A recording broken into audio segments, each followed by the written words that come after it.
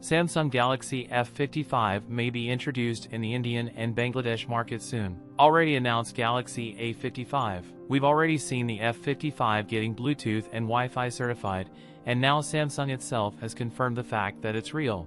The support page for the Samsung Galaxy F55, supporting the model number SME556B/TS, has gone live on Samsung India and Bangladesh websites. Samsung Galaxy F55 has been tipped to carry a 6.6-inch Full HD Plus Super AMOLED screen with up to 120Hz refresh rate, a 4nm Exynos 1480 SoC.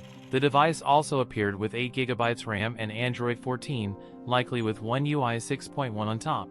The Samsung Galaxy F55 is said to get a 50-megapixel, 8-megapixel ultra-wide and 2-megapixel macro camera at the back, a 32-megapixel selfie camera.